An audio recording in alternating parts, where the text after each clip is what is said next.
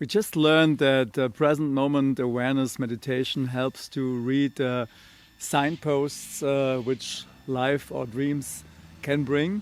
And I would like to talk to you, dear Lee, about your experience with this bridge.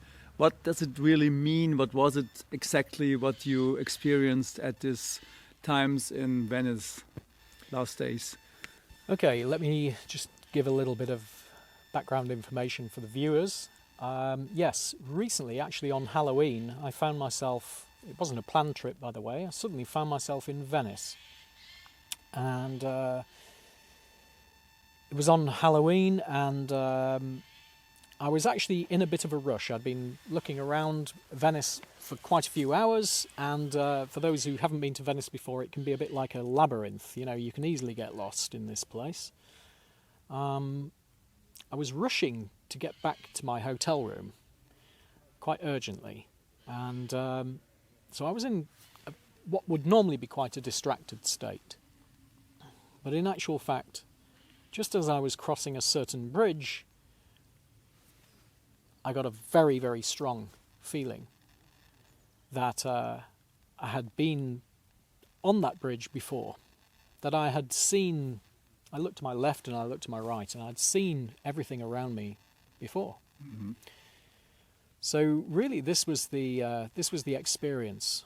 And during this time, we decided to come back and film in the morning, early morning, at the same location to do a proper explanation of why this particular spot was so important. In the previous video, which people can see on my channel, on the night I arrived in Venice, I make a point of the fact that I'd been having dreams since I was 6 years old, of a place that can only be Venice, in my mind at least. And I also mentioned the fact that a tantric who visited London from New York, who was the last of a specific lineage, gave a rice reading to me about 15 years ago, who looked into my eyes and told me that I'd actually lived in northern Italy in the late 1700s, and that I'd actually been frequenting Venice quite a lot at that time. So here's the real story. So while crossing this bridge the night before, getting this really strong feeling, yeah, okay, we must come back and do a film in the morning just to explain the context of what I've discovered here, because I've definitely been here before. And then, while filming the film, and this is the most peculiar thing, I mentioned this bridge that I'm sitting on, of which you can see in the video, and the camera, and it doesn't matter which way you can explain this, you know, you can explain it purely rationally or whatever. There was something that went in front of the camera lens, whatever it may be, which refocused the camera, but the camera refocused onto a specific bridge. In the back? Just to the back of me. Oh.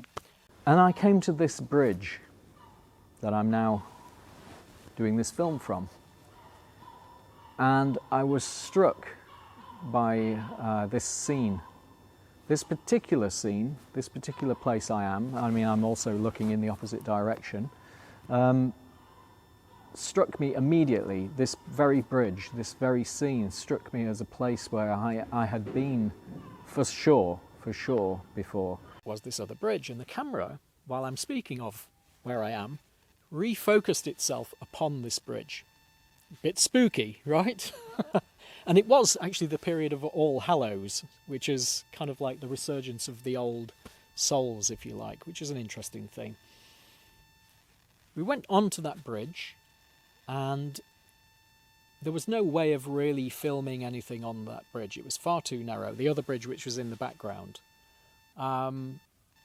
because we were having problems filming on that bridge, on the big bridge. So we went onto the small bridge in the background, and no way of filming anything. But what was peculiar was the fact that there was a plaque on the wall just above the bridge of a house. And this house was a house that the German philosopher, mystic philosopher Goethe had lived in. Johann Wolfgang von Goethe. Goethe, yes, during the time that he was actually staying in Venice on his Italian travels. Journey. Yes. So I have a quote here, I'll read it out. It's from Goethe's Italian travels, and he wrote this on September the 28th, 1786. He says, "I'm well lodged at the sign of the Queen of England." So the building was called the Queen of England at the time that he lived there. "And it's not far from the square of St. Mark, which is indeed the chief advantage of the spot. My windows look upon a narrow canal between lofty houses. A bridge of one arch is immediately below me, and directly opposite is a narrow, bustling alley. Thus I am lodged here, and I shall remain until I have made my packet for Germany, and until I am satiated with the sight of the city. I can now really enjoy the solitude for which I've longed so ardently, for nowhere does a man feel himself more solitary than in a crowd, where he must push his way unknown to everyone. Perhaps in Venice there is only one person who knows me, and he will not come in contact with me all at once." Are you this man? It's an interesting question. I'm not, by the way, I'm not saying I'm a reincarnation of Goethe, far, far from it, but what I am saying is there's something significant about the way this contact appeared, the way one thing led to another. It's very strange, and how it all happened from a camera mishap, which, by the way, myself and the camera lady were not actually even aware of at the time it happened. It was only while watching the videos back that we realised that there was this strange aberration had taken place. I say aberration, it almost sounds like apparition, but this strange aberration had taken place, and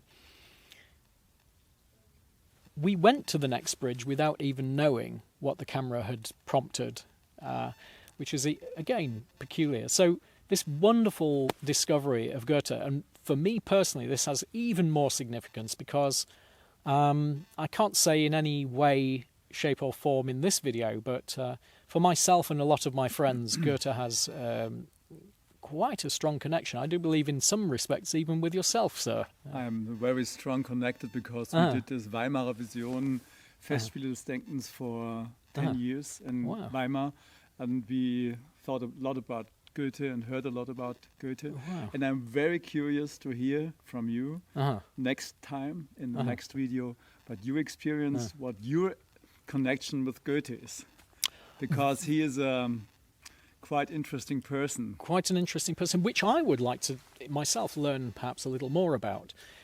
But this just shows you, the real point here is that as you go in more and more into meditative practice, the use of present moment awareness and so on, you know, from one perspective it might seem like, hey, we've gone well off the track. It's almost the opposite of presence. We're going into further abstractions. Yes, of course, that's one way of looking at it. But also at the same time, meaning and signposts and directions of where your life is taking you, the meaning of things that happen in the moment they happen. If we are not in present moment awareness, there is so much we can lose sight of. We can be, if we're not paying attention to our thoughts and to our feelings primarily of a visceral nature, we don't get the true feeling of how to read circumstances and events, how to read whether we're going in the right direction or the wrong direction with something. It's very instinctual. But for me, also coming from a kind of Pythagorean, I have a sudden affinity to Pythagorean viewpoints sometimes. They were great believers in the resurgence of the soul, reincarnation, and so on. This is a theme I want to bring up in the videos because I'd like our viewers to begin to share their own experiences, so we can form a dialogue. And any questions that you viewers may have for myself, or indeed for Micheal on his own channel, please go and watch Micheal's channel, by the way.